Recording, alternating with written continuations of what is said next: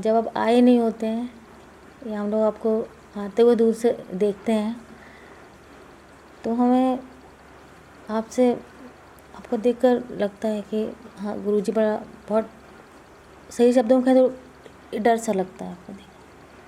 फिर थोड़ी देर आप बैठते हैं, फिर बहुत अंतर आया था जब हम लोग बात करने लगते हैं, आपसे बात होती है तो। और फिर जैसे ही आपके जाते फिर वही स्थिति होती है कि बस आप यहाँ से निकलते हैं, फिर आपको देख के वही डर वापस आ जाता है। लेकिन यहाँ आप बैठते तो बहुत अंतर है, मुझे लगता है इतना कैसे हो जाता है, इतना अंतर कैसे। यहाँ मैं हूँ, जब मैं नहीं हूँ तो मेरी छवि है, मेरी कल्पना है। मेरा होना मेरा है, मेरी कल्पना आपकी है। तो मेरे होने में कोई भय नहीं है क्योंकि वो मेरा है, पर मेरी कल्पना तो आपकी है, उसमें भय है। बताइए आपने मेरी ऐसी कल्पना क्यों करी?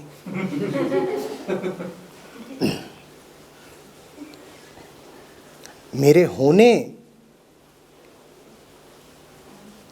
की जिम्मेदारी मेरी है और उसमें तो कोई भय नहीं, अनुभव ही नहीं हुआ आपको। ठीक, पर जब मैं नहीं हूं तो मेरी छवि है, और वो छवि मैंने नहीं बनाई, वो छवि बनाई है आपने। तो बताइए आपने मेरी दैत्याकार छवि क्यों बनाई?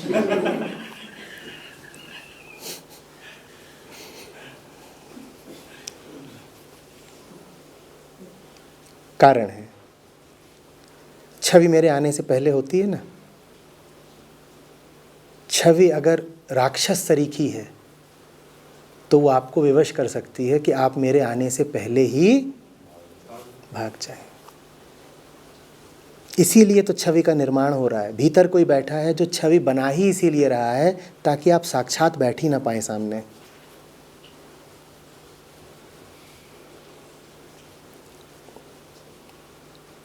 उसकी मंशा समझिए, उसके इरादे नेक नहीं है।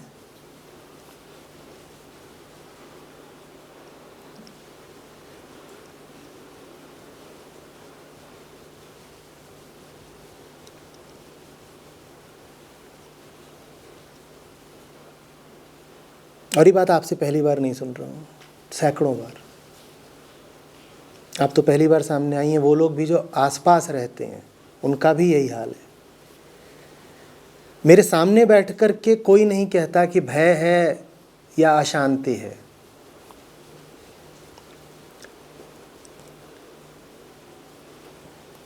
पर जब मैं नहीं हूं तब तो मुझसे नफरत भी कर ले जाते हैं।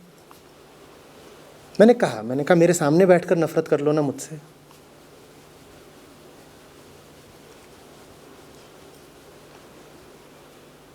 नफरत भरे संदेश लिख के भेजेंगे। हुआ है, बहुत होता है, हेट मैसेजेस। उनसे कहते हैं यही बात सामने आकर कह दो। सामने आकर नहीं कह पाते,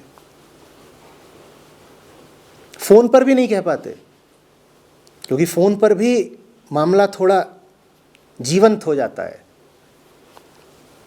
पीठ पीछे सब नफरत का खेल चलता रहता है। अगर मैं इतना ही योग्य हूं नफरत के, तो सामने ही आकर नफरत कर लो ना। सामने आकर के तो फिर कुछ नहीं।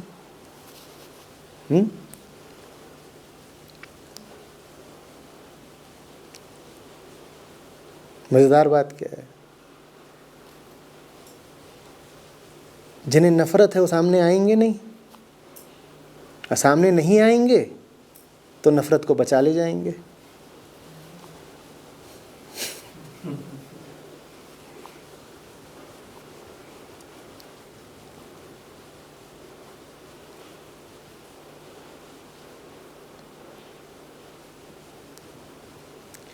ये नफरत, याद रखना, यूं ही नहीं है। इस नफरत के पीछे किसी का कुछ बहुत ठोस इरादा है। और वो इरादा क्या है? वो इरादा है सामने आने से बचने का। आप जिसको भय कह रही हैं वो घृणा से बहुत दूर का नहीं होता, एक ही आयाम के होते हैं। घबराइए नहीं। मैं जानता हूं कि ना आपको भय है ना घृणा है, तो आपको उसमें लजाने की कोई ज़रूरत नहीं है।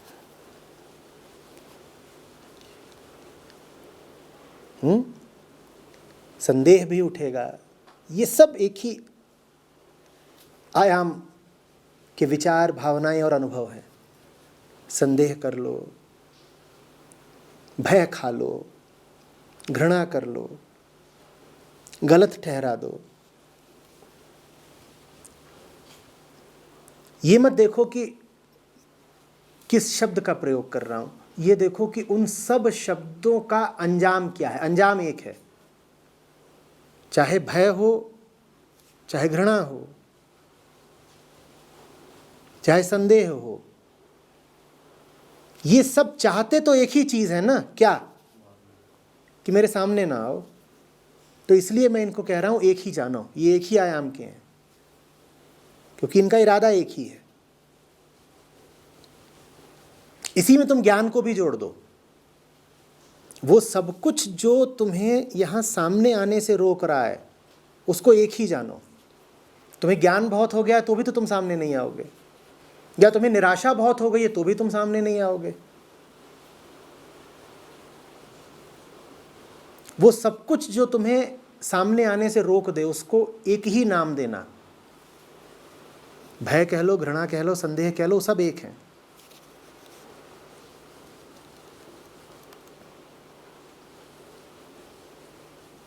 एक नाम क्या है? माया।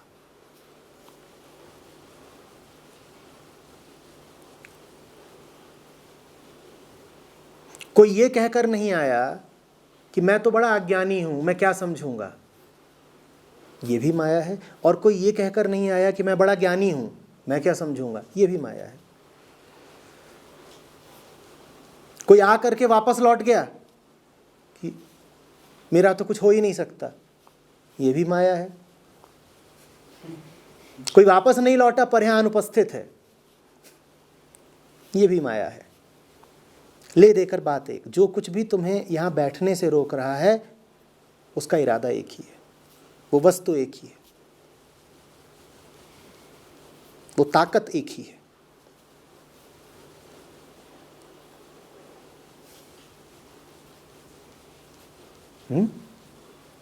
मतलब अब मुझे कहने में थोड़ा संकोच हो रहा है। मुझे ऐसे जैसे आपकी वीडियो वगैरह दिखती थी, मुझे ऐसा लगता था कि जैसे कोई बहुत छोटा और बहुत प्यारा सा बच्चा, और जो बहुत अच्छी बातें करता है, मतलब दुनिया में ऐसा कोई, मतलब इस टाइप की फीलिंग आती थी कि इतना अच्छा बच्चा। लेकिन यहाँ पर जाए तो वो गुरु वाली तो नॉर्मल फीलिंग है।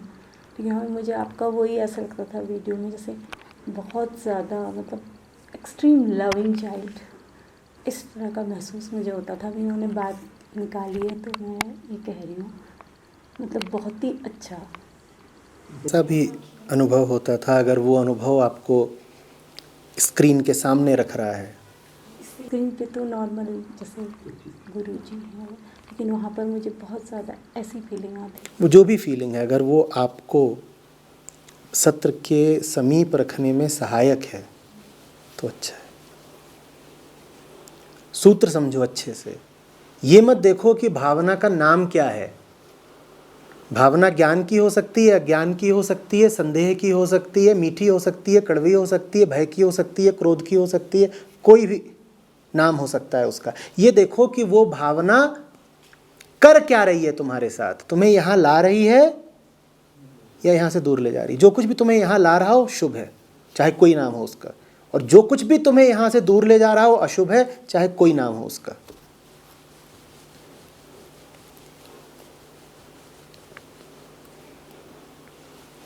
मुझे नन्हा मुन्ना समझ के ही सही, पर अगर आप स्क्रीन के सामने बैठ लेती हैं तो शुभ है। बस बैठी रहिए, सब हक हैं आपको। जो प्रतिमा बनानी हो बनाइए, जो छवि बनानी हो बनाइए, पर नतीजा एक निकलना चाहिए। क्या? सामने रहो, संपृक्त रहो। छवि बनाना आपके अधिकार की बात है, आप बना सकते हैं। पर उपयोगी छवि बनाना, ऐसी छवि मत बनाना जो तुम्हें मेरे सामने से भगा दे।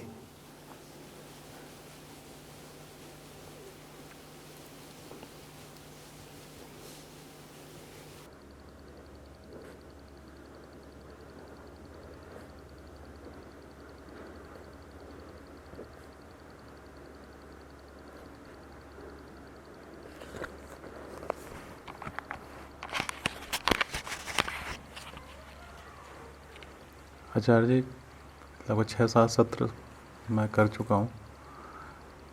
तो मुझे जो अनुभव होता है कि जब आप, कई बार मुझे अनुभव होता है कि कोई बोल रहा है पार का, वो मेरी परिकल्पना है कि ये छवि मैंने बनाई है कि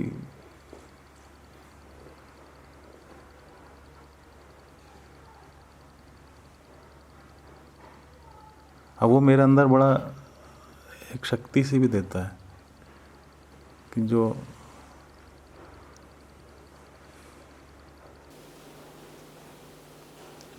सुनने में सहायक हो रही है वो छवि, तब तक ठीक है। जो छवि सुनने में सहायक हो वो ठीक है, जो छवि सुनने में बाधा खड़ी करे वो ठीक नहीं है। श्रेष्ठतम स्थिति वो होगी जब आप बिना किसी छवि के ही सुन सकें, पर अभी आप ऐसे हैं नहीं, छवियों में ही जीते हैं हम। चूंकि हम छवियों में ही जीते हैं तो मैं कह रहा हूं उपयोगी छवि बना लो।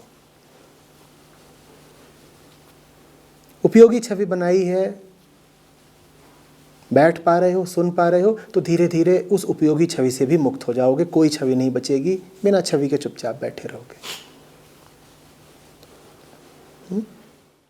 यहाँ के लगता है कि मतलब आप जिन चीज़ों को लिए घूम रहे हैं वो तो उतनी बड़ी तो नहीं है जितनी बड़ी हम उनको दिमाग में बना रहे हैं। तो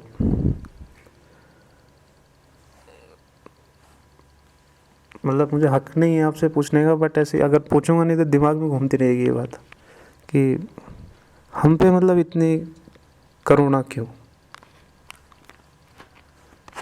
मतलब आप तो इतना मेहनत कर रहे हो, इतना जा रहे हो इधर से, इतने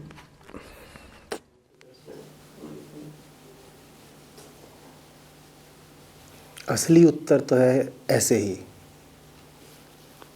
कोई विशेष कारण नहीं। पर अपनी उत्सुकता को शांत करने के लिए कारण अगर जमाना ही चाहते हो तो ऐसे समझ लो कि जब तक देह हैं रहना तो इसी संसार में है, कुछ तो करेंगे, तो यही सही।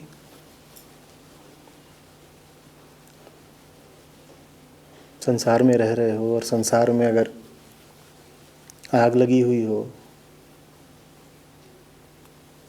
तो यही सही है कि यही किया जाए। ये व्यवहारिक कारण है। असली कारण तो कुछ भी नहीं है।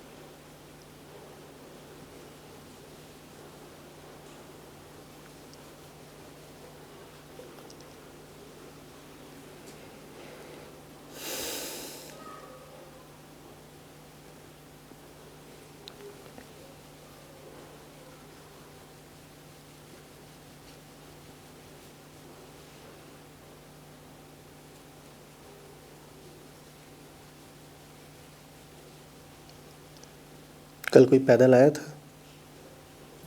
कितने लोग?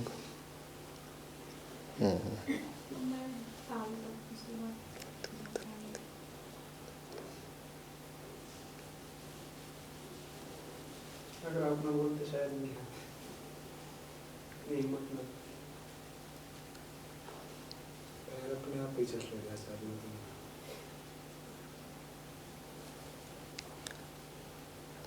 ढर्रों से बाहर आने का जब भी मौका मिले तुरंत पकड़ लिया करो, तलाश में रहा करो। नहीं तो आदत बनती जाती है।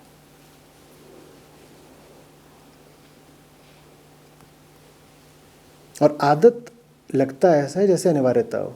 गाड़ी खड़ी है, चलो गाड़ी में बैठो, उस वक्त रुक जाओ, प्रश्न करो, प्रयोग करो कि इस मौके पर क्या यही आवश्यक है कि गाड़ी में बैठ लें?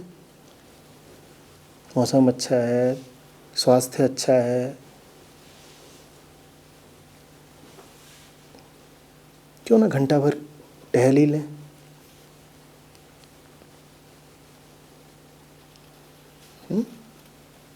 वो जो भीतर की आवाज़ होती है ना, त्वरित, जो बात बात में बात करने लगती है और निर्देश देने लगती है और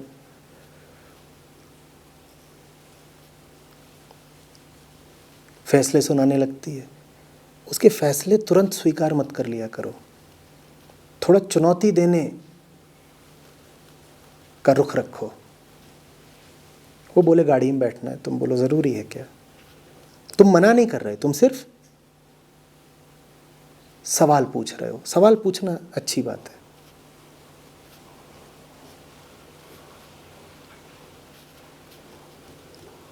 अब आज की रात भी है, कोई आवश्यक नहीं है कि वैसे ही बिताई जाए जैसे सदा बिताई है। सब संभावनाएं खुली हैं। क्या कुछ हो सकता है सुंदर, सृजनात्मक? पूछो ये सवाल। नहीं तो जो डर रहा है शरीर का और मन का, वो तो कहेगा अभी खाओ और सो जाओ, हो गया, खत्म बात। ऐसे कैसे? एक ज़िंदगी, उस एक ज़िंदगी में आज की एक रात, ऐसे कैसे खाओ और सो जाओ? ये तो कुछ बड़ी फीकी बात हो गई।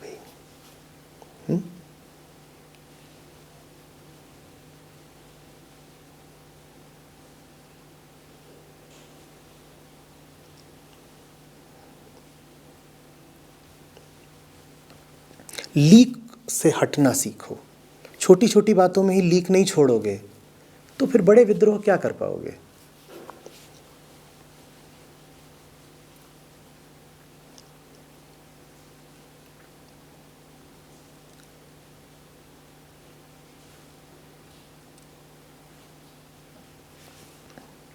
लीक से हटोगे, कई बार पागलपन भी लगेगा कि क्या कर रहे हैं, आवश्यकता क्या है।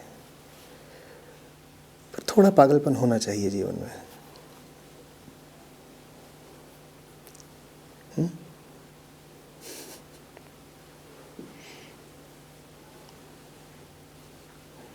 रास्ता अगर पाना हो तो थोड़ा भटकना भी ज़रूरी है।